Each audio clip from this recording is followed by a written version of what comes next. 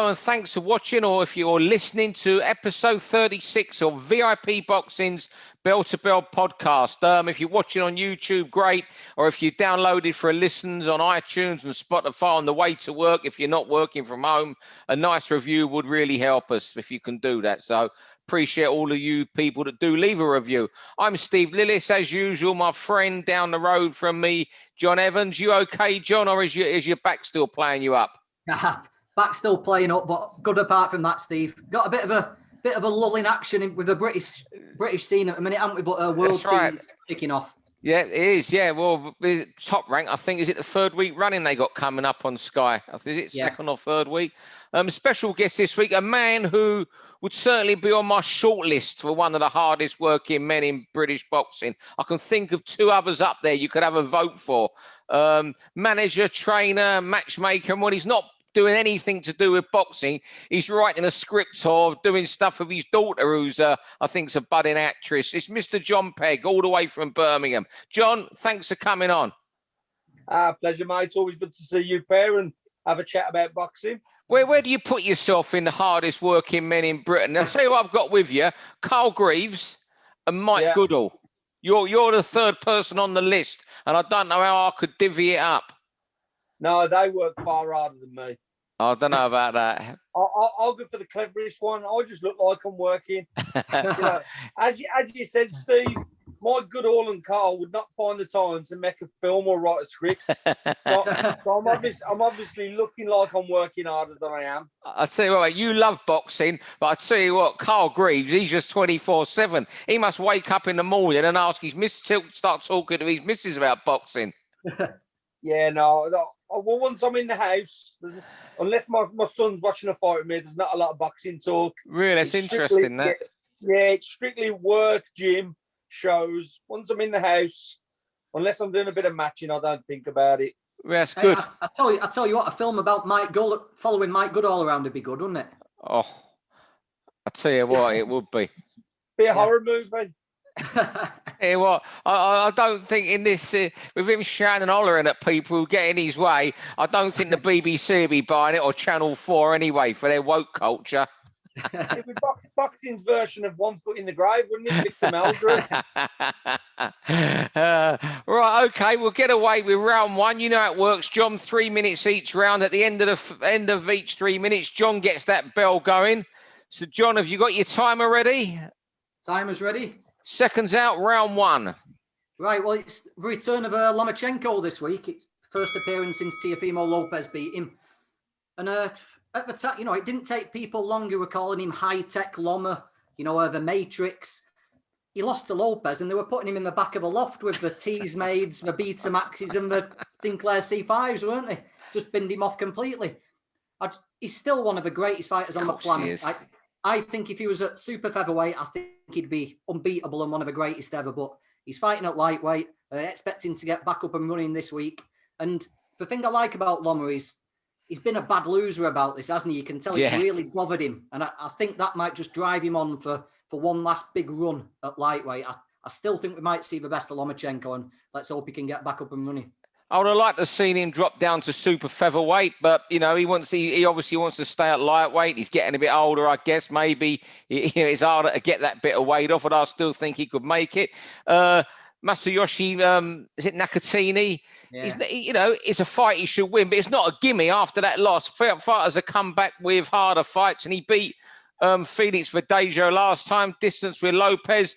My only thing with Lomachenko now is the motivation still there. I know, he's been bitter, as you say, John. He's very wealthy, and he's fought at the highest level for 14, 15 years, if you include the amateur career. And there has been no gentle introductions or, times where he's taken 2-3 years out to rest or to fight nobodies. I think Lomachenko's style relies on reflexes, sharpness, and being on top of your game. I honestly think his quality will show, and he'll have the motivation. But I think with Lomachenko's style, once you start to go down that slippery slope, you're not getting back up it. I think we've seen his best, and we'll still see some good nights. But I don't think we'll ever see him at his peak again. I just wonder if, if they lost to Lopez, I think there's 3 reasons for it. 1, I don't think he's a natural lightweight. 2, Lopez is very, very good. And 3, I just think he overthought it. You know, he waited until the 6th round. I don't know if he thought Lopez was tight at the weight and he'd come on late. But I just think he was trying to be too clever about it. If he just goes about his business as natural, I think he's got the beating of, God, 99.9% of the lightweights on the planet. Yeah, I thought he could have gone to super featherweight, because there's fights there that can easily be made, like the Valdez fight, the Herring fight. They're all in that top-ranked camp. I'm just a bit surprised he's staying at lightweight, because even before the Lopez fight, he was the one, doubting how long he'd stay there or what he'd do, and he was adamant he wouldn't go any further. So I just find that a bit surprising, really. So I think Lopez has got his beat in whatever. Maybe it's part of being a bad loser. Maybe he feels like he's got something to prove at lightweight, and that's why he's sticking around.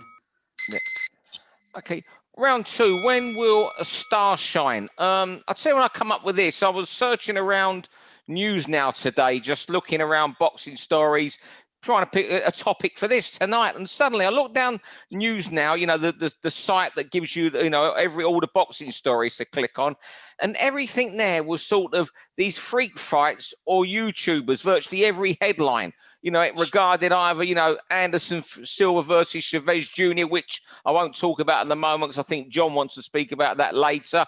Logan Paul, Jake Paul, Roy Jones Jr. fighting Anderson Silva, Tyson versus Holyfield.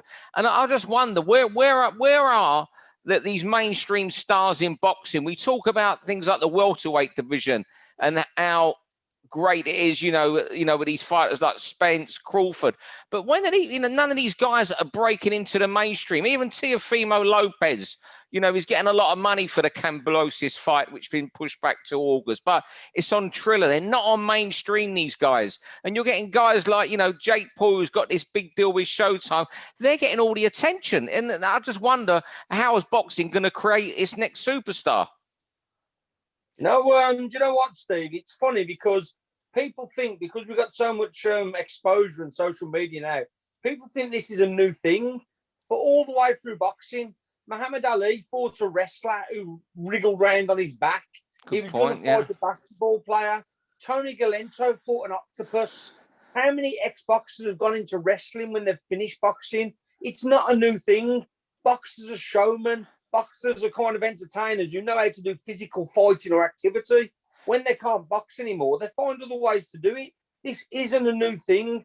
Boxers have always been involved, but because we see it, every aspect of it, every day, people think it's a new thing. This has been happening since the dawn of time, that boxers go into someone else and make a few quid when they can't box at the top level. It's just happening more now that we can see it, and it's being shown all the time. This isn't a new thing, you know what I mean? Yeah. I think the boxers should be capitalising on this. Boxing, there's no sport like boxing for characters, is there? It's incredible. Every gym's got a character in it. Surely they should be capitalising on this, on the YouTube thing, on ride its coattails, make yourself a star, So what if some YouTuber's got a few thousand followers, John, people like to moan. That's the problem. Yeah. People like to moan. Yeah, they like to moan about something that they want to talk and say, well, it's not as good as it was in my day, or it's not as good as in the 70s. No matter what boxing is doing, it's 80% of the people will moan about it. They won't look at the positives. They won't find something good out of it. And that's human nature, really. But this has been happening in boxing since the dawn of boxing. This isn't new. This isn't people, it's going downhill. Round 3. John, and you want to talk about a book that's coming out this week? Yep, I want to talk about Peter Buckley, the king of the journeyman, a fellow Brummie, 300 professional fights. People don't realise quite how tough that is. When you think about a veteran fighter who's had 30, 35 fights, they've had a long, hard career. Because make no mistake, Peter hasn't just boxed 4 and 6 rounders. Peter's won 10 rounders. Peter's boxed 12 rounders abroad. So when you think of someone having 30 fights and a long, hard career, now times that by 10. Times it by 10 in the away corner when you wasn't a real experienced amateur and you're fighting Nazim Hamed, you're fighting Asalino Freitas, you're fighting Layalo Ledwaba, you're fighting over 20 British champions, you're fighting over 15 future or former world champions. think about that. And then I'm talking to the man on an interview yesterday at 52, and he's as sharp as a button. He remembers his first amateur fight. He remembers the scorecards when he won the Midlands title. This is a guy who everybody needs to buy that book and read it. The king of the journeyman, Peter Buckley. Tell us what you think about him, Steve. Oh, mate, I know John goes, might have seen him more than me. You know what? I just love, you talk about characters in boxing, you know, the lack of characters now. Peter was one of them. He seemed a pretty quiet fella, but my memory of guys like him and Johnny Greaves, they'll be at the back of York Hall before a fight, and they'll be outside having a cheeky puff. You know, half hour for their fight. And the conversation wouldn't be, it would be like two fellas who are having a sandwich waiting to go in and, waiting to go and paint a wall or something, who are builders. And that'd be the conversation. It would be, where are you next week? Oh, I'm there next week. Oh, I fought him last week. You'll get through against him. Watch the sneaky right hand and all that. It's quite incredible. And you know what's amazing, Steve? Johnny Greaves is an out-and-out road warrior who found it really tough to get to his 100th fight. He did. Said he was just about falling apart by the time he got there. Peter's done it 3 times. Yeah. He's done what a road warrior who had to get through a really hard career did, and he's done it 3 times over. It's quite amazing what Peter Buckley's done. And I think the book is more than deserved, and I think it's going to be a great read. And I've done the foreword, so I'm very pleased about that. It was Christian Lake got to 300 as well, didn't he? And how remarkable these fellas are. I vividly remember the only time I saw Christian get stopped, and I must have seen him 100 times. And I was there. He got done with 1 shot, and it was that rare occurrence. I vividly remember. Kerry Evans did him in. Kerry Evans. While I was managing Christian Lake, he had 1 stoppage loss in 220 fights. That's why, because he only got stopped 5 times. But Christian did it on a lower level than Peter. Yeah, and that's what makes Peter the king of the journeyman. Yeah, Peter was like an area champion at 2 different weights. Right, round 4. Yeah, another one of the sports superstars fought recently. Naoya Inoue. Now, I think you can probably put Canelo and maybe Crawford as the most complete all-round fighters in the world at the minute. But I don't think there's a more destructive one than Inoue. He can take you out to the body, to the head. He can do it early. He can take you late. It's one-shot power. He can put punches together. He's vicious. He's nasty. His timing is just incredible. You normally think of devastating power as people like Wilder or Golovkin, but Inoue's been doing this throughout the weights against world-class operators, straight from virtually turning professional. I just think he's the most devastating, dangerous fighter on the planet at the moment. One of the reasons he's so dangerous, I find as well, because unlike a lot of big punchers, he can also take a good punch himself. So even when he's coming forward, a lot of these big punches, you think, well, if I catch him, he'll go. But he can actually take it on the way in as well, which makes him, for me, even more dangerous than a lot of the other big punchers. Yeah. You know what I'm loving about him at the moment? There's been these flyweights, bantamweights, super-flies for years who have been special fighters, but they haven't got the attention. Inoue is making these little big men trendy and hip. Hipsters love him, as they would say in football terms. And, you think someone like the Mexican flyweight, Ricardo Lopez, who was, also left a trail of destruction, and he never got nowhere near the attention that Inoue's doing. And it's great that Inoue is bringing in this crowd and bringing in people, getting people to watch his fights.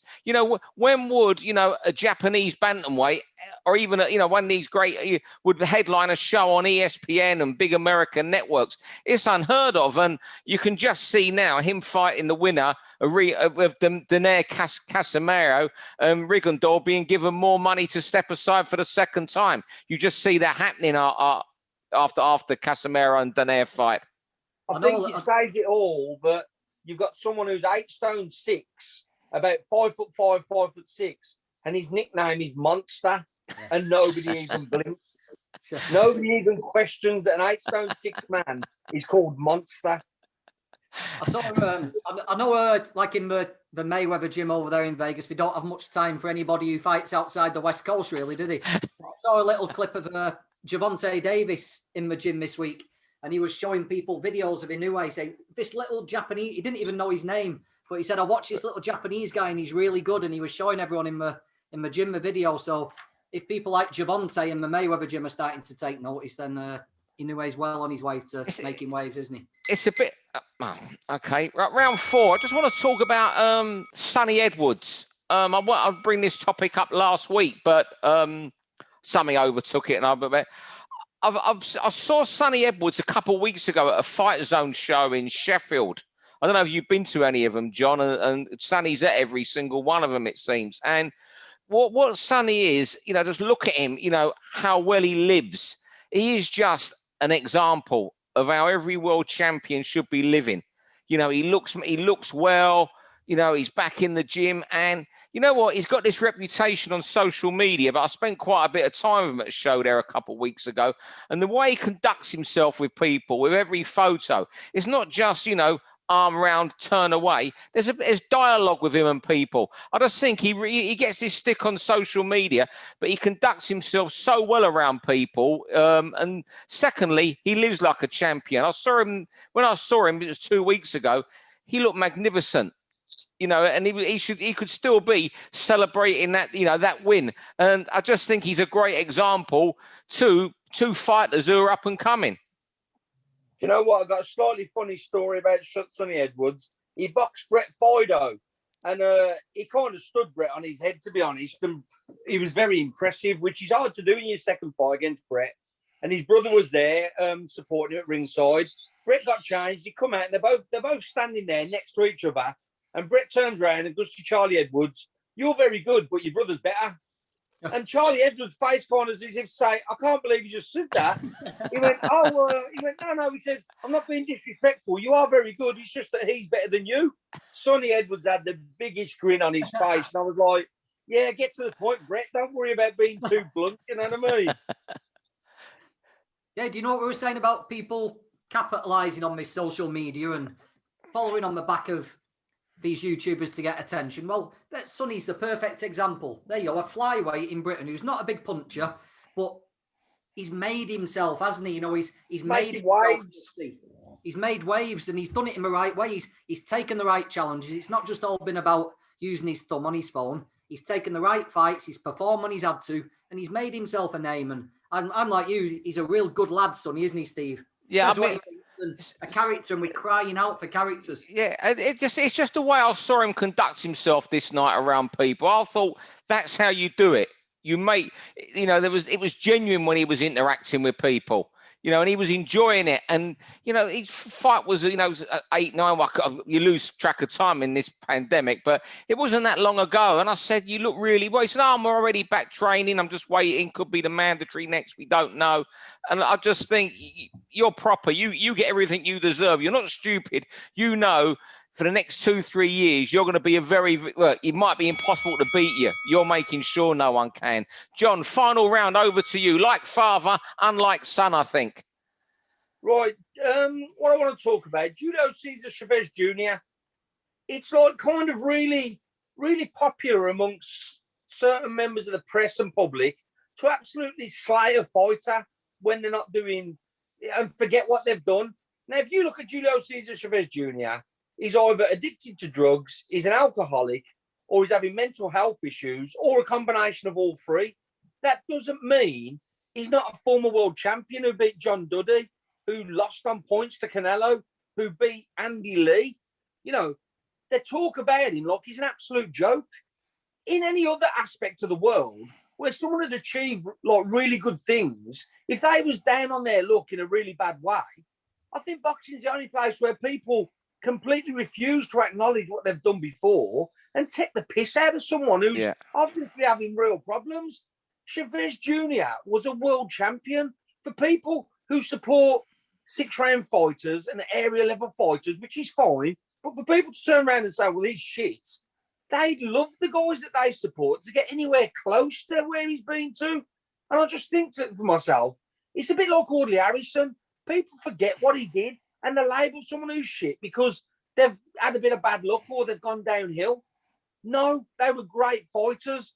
Point out the fact that they've lost fights, but also point out that people might be having a bad time in life, or they might be seriously abusing alcohol, or they might be having mental health issues. Don't fucking put "be kind" on your social media profile and then absolutely slag the life out of someone who's fucking having a bad time in life, who's achieved great things. Sorry to rant on a bit in the final round, but it's really pissed me off. John, when you said that to me today as a topic, we were talking, Chavez, it was one I was thinking of for tonight. I think I said to you mentioned him today when we were chatting. There was, and I can't remember the American journalist, otherwise I'd name them. There's not many I follow. I don't want to name her on. One of them called him a fraud yesterday morning, a fraud of a career. And you know what? That really, and I'm like, John, it really fucked me off. Because it has gone wrong for him ever since he nearly pulled it out the bag against Martinez that night in the 12th round. It's gone all wrong for him. But, you know, you look at him since then, you know, there'll be people watching thinking, they defending him. You know, you might disagree, John Evans there. But, you know, he was too big and strong. Andy Lee said he's too strong for me. You know, Andy Lee, you know, he was naturally bigger. He stopped him. You know what? He beat that Sebastian Zibic WBC middleweight title. I think Zibic was 29 or 30-0. That's one. I'm not saying, you know, it was, you know, Hagler Hearns, but that's one of the most exciting 12. That was a really most exciting middleweight fights for a while. That's up there. Really exciting win. John Duddy, even the Rubio win at the time was a good win. It wasn't long after Rubio had done Lemieux. So it's gone really badly wrong for him. And it's a real shame that, you know, he missed weight the other night, and tragic to see him lose to Anderson Silva. But before you start calling it a fraud of a career, have a look what he'd done. And also look at the pressure there must have been on him when he was at his peak.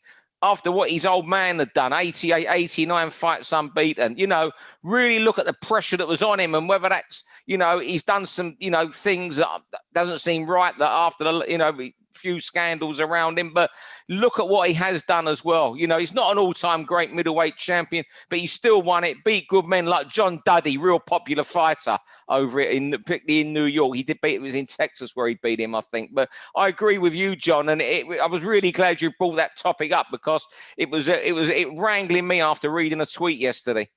Yeah, I just think that I've seen a lot of people saying, he don't really want to do it. He was pressured into it. Well, that's some level to get to if you don't want to do it. You know the dedication it takes to get any kind of title shot. And that 12th round against Martinez, when he took a pasting for 11 rounds, to keep up going and keep trying and produce one of the most exciting rounds I've seen. You know, that final 12th round against Martinez was incredible, wasn't it? It's just gone wrong since then. That was his career crescendo, wasn't it? And he's just fallen off a cliff since then. You can't excuse losing to Anderson Silva. The guy's 46 and won one fight in 8 years. But that just shows the levels he's plummeted to, doesn't it? Christ knows what he's doing in his personal life. Well, if you watch some of his videos, if he trained, he'd have won. So if you watch his videos, he's not having a great time. And like I say, people who put be kind on their social media posts and then want to rip into someone who's quite obviously having a real major crisis in life, think about what you're saying sometimes. Yeah, the fact that he lost just shows the levels he's plummeted to, doesn't it? Yeah, let's just hope we don't see him again in a boxing ring. And if he has got problems, that he sorts himself right out, because there is the help out there for him. The thing is, Steve, the name that got him a few opportunities will continue to get him opportunities and continue to give him the money he'll need to keep these habits going. And people, you know what boxing's like, people will use him, won't they? Oh, yeah, look, he's still a name. If you know, look, if you said Chavez Jr. was coming to Britain to fight a light heavyweight, it would sell tickets. Yeah. I can think of a couple of people who'd have him pretty high on the shortlist to fight at super middle. Yeah, I mean, yeah, you'd have it, you know, the name sells. It is, you know, nepotism works in boxing, and, you know, it undoubtedly helped get him his opportunities in career, but he still got up there. He got there. He was, he won a version of the world middleweight title and beat good men. And defended it three times. Is it 3 times the defences? Yeah. So, you know, I just feel, I'm like you, John, I feel sympathy for him, because, you know what, if he has got drug problems, drink problem, you know, it's an illness he's got as well, but you've got to take into consideration. You know, these are illness, addictions and illness. If anybody we knew had the career he's had, we'd all be celebrating him. If any of our boxers, or the ones we work with, won the world title and defended it 3 times, we'd be over the fucking moon for him. Yet people are calling him a fraud. It's exactly ridiculous. Well, if you look at someone like Darren Barker, we all like Darren. He's a good guy, isn't he? You know, he won it once. incredible win against Gil, didn't defend it, but we have him as a hero, don't we? Chavez. Yeah. Look what Chavez did, and there's the comparison. Yeah. It's what the sport is, and it's like any sport now. It's like going off topic here before we finish. I know we ran over. It's like Harry Kane's had 2 pony games for England. He shouldn't be near the team. He's kept the team afloat the last 60 games he's played. Yeah. Right, fellas, it's been John. It's always good having you. You always got something to say. We'll get you. You're going to come back again in a couple of months and spare us a bit of time. Whenever you want me, I'll be here, lads. Don't worry about that. Unless Woody's on your case with it. Unless Woody's on your case with 1,000,001 shows he's got planned from September. I've matched them for him. I'm just waiting on the ones that he's not sure if certain lads are on the shows. But all the ones that he's told me the lads are on the shows, they're all matched. You don't. Here's a question, John, then. Have journeymen's wages gone up because we're all in such high demand now? Well, actually, the journeymen are not quite in as demand as you think, because a lot of journeymen are packed in because they're not getting the fights. There's certain journeymen are getting used every week. Everyone's wages have gone up, but it's not because they're in high demand. It's because people are having to take 2 and 3 days off work, including the coaches. Right, yeah. So people are saying, well, I'm not coming. I'll get 120 quid for being the coach, and I'm having to take 2 days off work to do the bubble. So it's costing me 200 quid in wages. Yeah. So the wages have gone up to make up for that, to be honest. But that's the reason, not because of the demand, because people are just not as in high demand. You see certain lads are fighting every week. It's just that they're ready to go. Yeah, I was just thinking in like September, October, when there's going to be shows here, there, and everywhere. It's going to be few and far. You know what? I think we're going to have to see some proper fights, because a lot of journeymen have got older and retired, and we haven't had the year and a half to establish some new journeymen where they would have had 20 fights and kind of got used to it and got on the road and got used to like doing what they do. We've suddenly got a gap where those kids have still only had 2 or 3 fights and they're still quite ambitious. So hopefully we'll see some fights where it's not guys who've had 40 fights against guys with 1. It'll be guys who've had 1 fight against guys with 4 fights, and they're both bringing something to the table. Fingers crossed, that's what I want to see. I mean, the big thing, I don't think the board are giving the directive out. Surely, John, that there's going to be big issues though if they're going to insist after September, whatever all shows that boxers have to be in a bubble the day before a fight. Well, do you know what? The way I see it, if the whole country is allowed to be out because there's no risk, how can the board insist that the boxers have got to be in a bubble? Yeah. You might as well insist they've got to be in the bubble for the plague or fucking smallpox. I just don't get it. I mean, I know you're not. I don't think you're a football man, John. One of the Scotland players tested positive today. So the 2 English players who put their arm around him after the game, they've got to isolate and can't play tomorrow. Whereas all his Scottish mates who were cuddling him after the game can play. You know what? That's football. So it just wouldn't surprise me if this continued with boxing, where you could have a small show with Woody at Bowlers or somewhere, or Oldham Leisure Centre up the road here, and you got to have guys in the hotel from a Thursday night. It just isn't going to work because small hall promoters are on such small margins. That's right. And how can you have the hotel you're isolating in is completely normal, because the hotel ain't going to do it once the bubble's gone outside? How can you have the shops are completely normal? How can you have the transports completely normal? But then we get into a bubble at the boxing show. It doesn't even make sense. And if they try and put that forward, it's going to just look stupid. It's going to be like, well, we can do everything normal, and then when we get to the boxing show, we've got to pretend we're isolating because the rest of the world's gone back to normal. If the world's back to normal, then boxing's got to go back to normal. Simple as that. Yeah, but I just hope so. Anyway, John, thanks very much for joining us from Birmingham tonight, and enjoy the rest of your week with the lads in the gym. And well done with Sam Eggington again the other week, by the way. Yeah, he broke the Mexican curse, didn't he? Yeah. All them Mexicans coming over here and beating our lads. We made sure Sam broke the curse. Yeah, what a pro he is. When you talk proper pros out there now, he's up there, mate, as number 1 proper pro. Yeah, he's an old school guy. Losses for him are just learning how to be a better fighter.